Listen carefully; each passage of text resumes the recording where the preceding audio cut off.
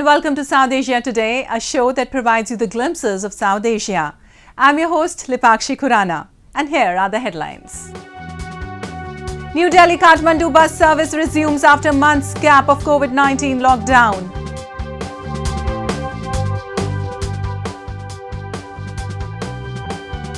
NEC develops smooth boarding system at Narita Airport in Japan.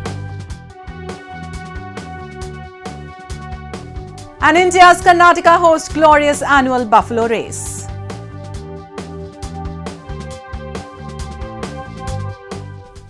Let's begin the show. The Indo-Nepal friendship is an ever-building legacy, and it keeps getting its share of virtues added with time. Whether it is trade, politics or people-to-people connect, the ties have been witnessing a consistent uptick for decades. And now, when the two countries are recording a significant decline in infections, the authorities have decided to resume the bus service between the two sides that has been lying suspended for past 1.5 years. Passengers travelling from New Delhi to Nepal's capital Kathmandu were elated as the bus service between two capitals resumed after being suspended for over 1.5 years due to the COVID-19 pandemic. The daily bus service between the two countries, which was launched in 2014, has provided a boost to the trade, tourism and people-to-people connect between the two sides.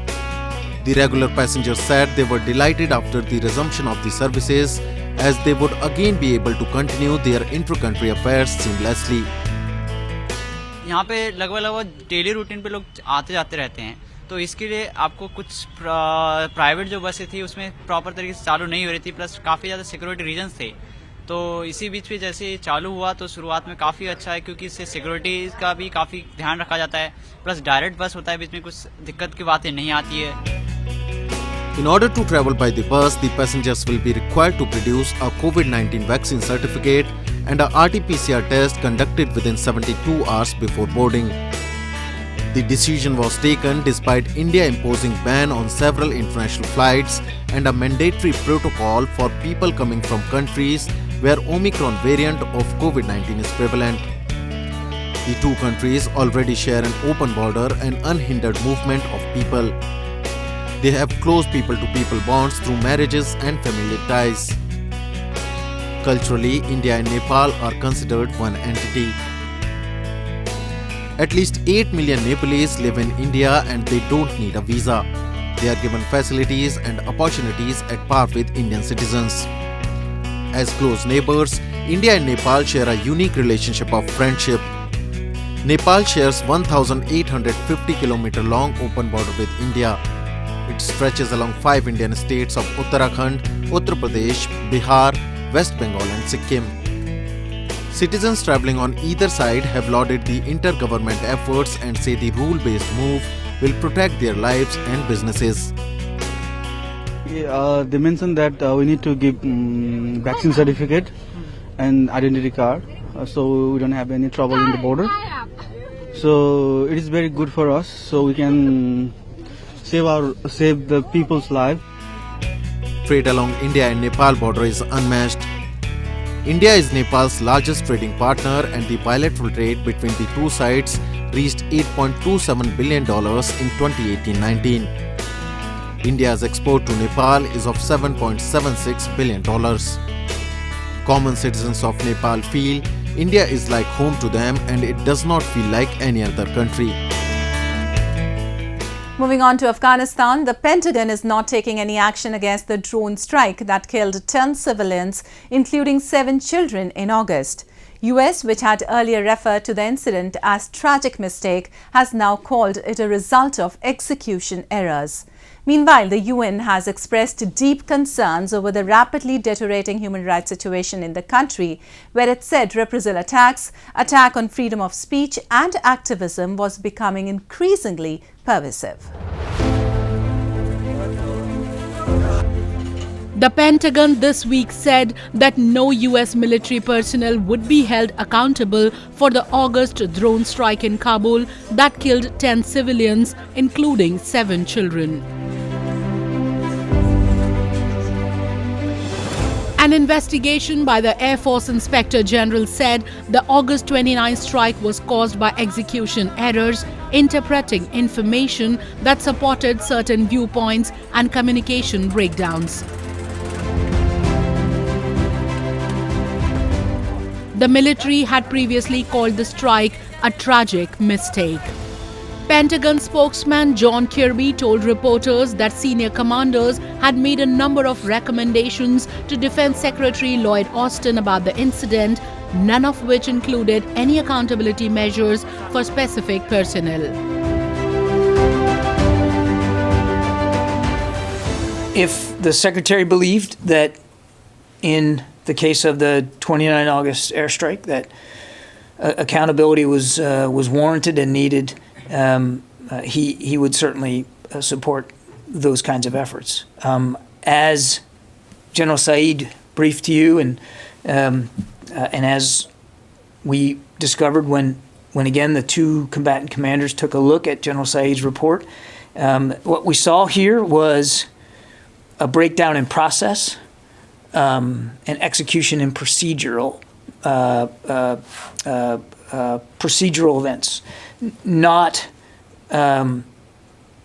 the result of negligence, not the result of misconduct, not the result of poor leadership.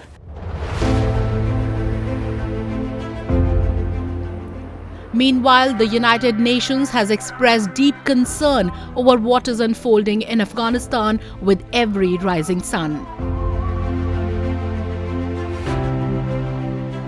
UN said more than 100 former Afghan National Security Forces and others have been killed since the Taliban takeover in August, most at the hands of the hardline Islamist group which is recruiting boy soldiers and quashing women's rights. Nada al-Nashif, UN Deputy High Commissioner for Human Rights, said that in addition, at least 50 suspected members of a local affiliate of Islamic State known as ISIS Khorasan, an ideological foe of the Taliban, died by hanging and beheading. In a speech to the Human Rights Council, she described Taliban rule as being marked by extrajudicial killings across the country and restrictions on women's and girls' basic rights. We are also alarmed by continuing reports of extrajudicial killings across the country, despite the general amnesty announced by the Taliban after 15 August. Between August and November, we received credible allegations of more than 100 killings of former Afghan National Security Forces and others associated with the former government, with at least 72 of these killings attributed to the Taliban. In several cases, the bodies were publicly displayed. This has, of course, exacerbated fear among this sizable category of the population. The UN said that families are facing severe poverty and hunger this winter amid reports of child labor, early marriages, and even the sale of children. The Taliban has not just been killing people, but it has also been displaying the bodies publicly, which has exacerbated the fear among the sizable category of the population. The statements also underlined that the Taliban decree earlier this month that failed to refer to women's and girls' rights to education, work, and their freedom of movement and to participate in public life. And now we take a look at some happenings in Asia in our segment called Asia Watch. More than 10 months since Myanmar's military seized power, the country's human rights situation is deepening on an unprecedented scale. In recent weeks, the UN Human Rights Office has received multiple reports of villages being burned, including protected structures such as places of religious worship and residential buildings. The United Nations Human Rights Office said they are appalled by the alarming escalation of grave human rights abuses in Myanmar. Spokesman for UN High Commissioner for Human Rights, Rupert Colville, also said that since the coup, General Min Aung Hlaing's forces have repeatedly failed to respect their obligations under international law to protect the country's people. As a result, more than 1,300 individuals have lost their lives and another 10,600 have been detained.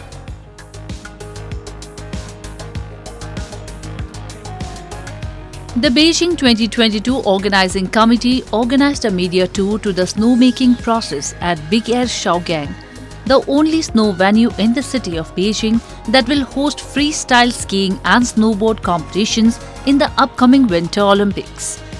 The venue has started making snow since December 12 and will continue to do so until around January 20.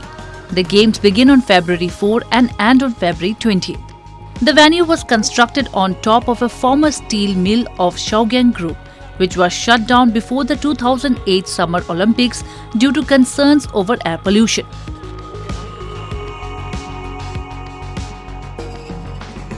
Gulf Arab leaders recently met in Riyadh for an annual summit expected to stress cohesion after a deep rift at a time of regional concern over Iran and rising economic rivalry within the oil-producing bloc. The Saudi Crown Prince toured Gulf states ahead of the summit, which comes nearly a year after Riyadh put an end to 3.5-year Arab boycott of Qatar that had shattered the US-allied Gulf Cooperation Council. Saudi Arabia and non-Gulf Egypt have restored diplomatic ties with Doha, but United Arab Emirates and Bahrain have yet to do so, though Abu Dhabi has moved to mend fences. Sunni Muslim Saudi Arabia and Shiite Iran are vying for influence in a rivalry that has played out across the region in events such as Yemen's war and in Lebanon, where Iran-backed Hezbollah's rising power has frayed Beirut's Gulf ties. Riyadh and Abu Dhabi, concerned about Iran's nuclear ambitions, missile program and regional proxies, are engaging with Tehran to contain tension. Abu Dhabi has moved faster to improve ties with Iran and Turkey, while also re-engaging with Syria after forging relations with Israel last year.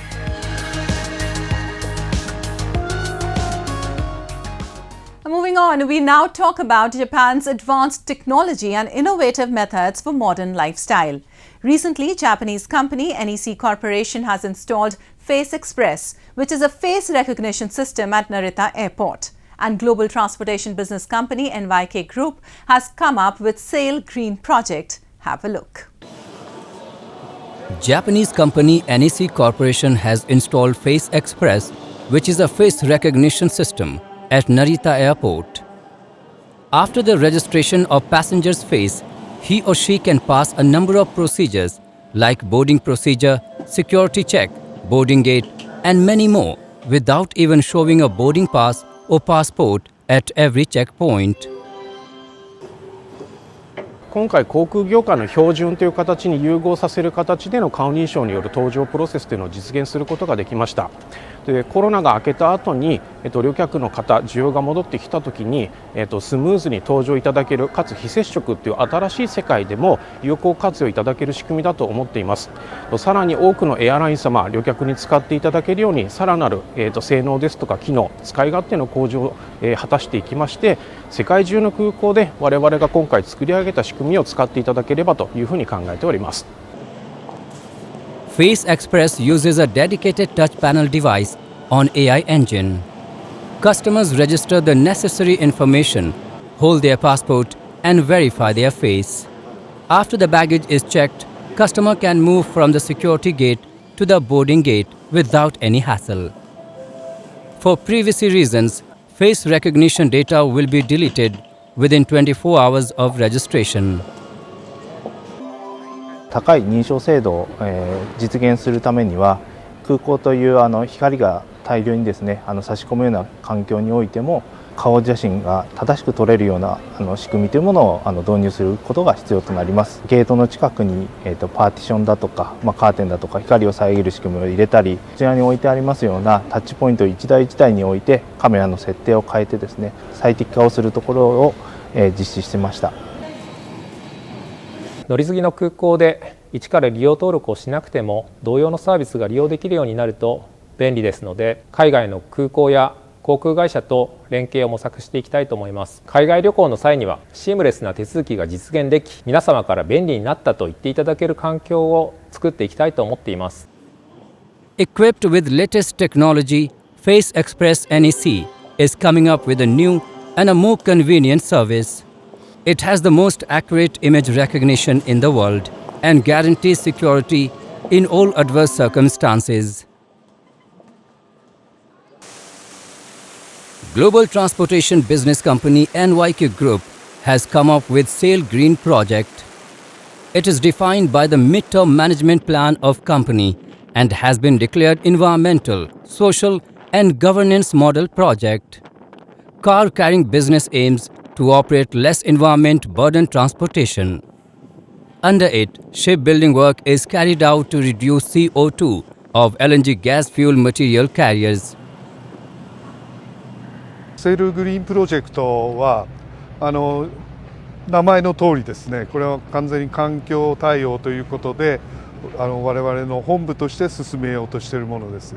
骨子になるのはやはり一番 CO2 を排出していると思われるのはやはり船でございまして、外洋航路に出ている船の1年間の排出量は極めて大きいですから、これをどうやって下げていくかというのが一番の主軸になりますけれども、それとは別にですね、実際に自動車船が寄港する港、そこでのターミナル、そういった拠点でも扱うお荷物であるお車、これが通過するたんびにですね、我々の中で CO2 の排出を減らしていくと、これを全部総合させた形で、工場から出てですね、実際のお客様にお届けするまで一台一台のお車がこれまで排出してたと思われるその輸送に関わる CO2 をいかに減らしているかというのを見える化させた形でですね、環境問題に対して貢献していくか。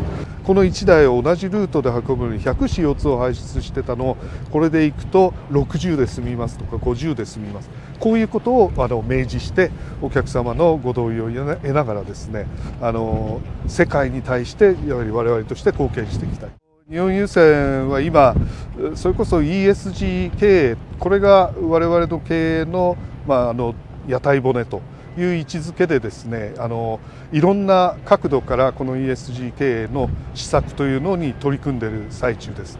特に我々は海運であり物流業者でありますから、必ず物を運ばなければいけないと。化石燃料そのものが我々の貨物の一つでありまして、今後の流れはこういった石炭ではなく、あるいは原油ではなくということで、逆に CO2 を運ぶ、それから水素、これも液化水素という形で運んでいく、極めて新しい技術を伴う世界ですので、我々船会社としてもこういった新しい素材、新しい、資源をどうやって安全に運んでいくか、これを研究し実際に実現していくと。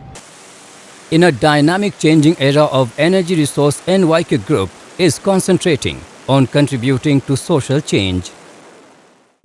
Moving on, being an agrarian society, India celebrates a number of festivals that are directly or indirectly linked to the farming community.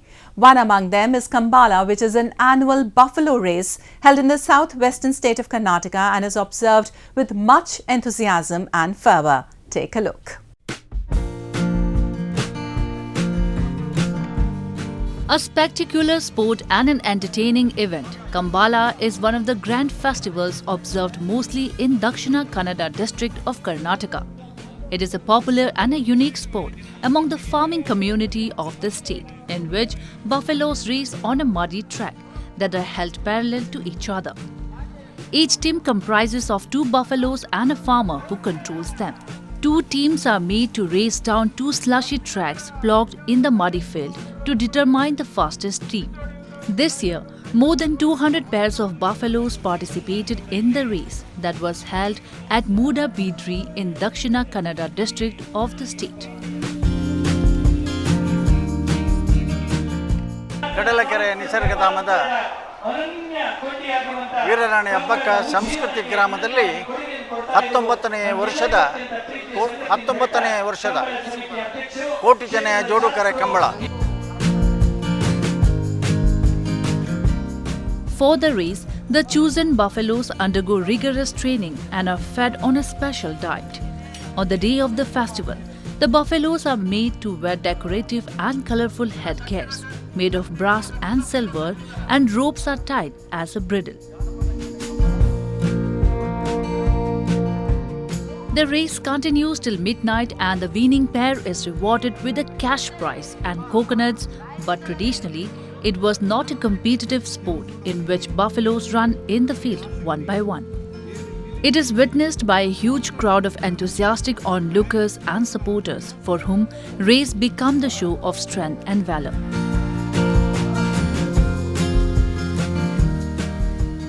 This is like a festival for us. Every year we come and watch here, we celebrate here. We love to watch the buffaloes running, and it's like a grand festival over here. Over the centuries, the age-old festival of Kambala has managed to grow in popularity. At present, around 18 Kambalas are held in one season, which starts after the harvest in November and ends in April in different villages.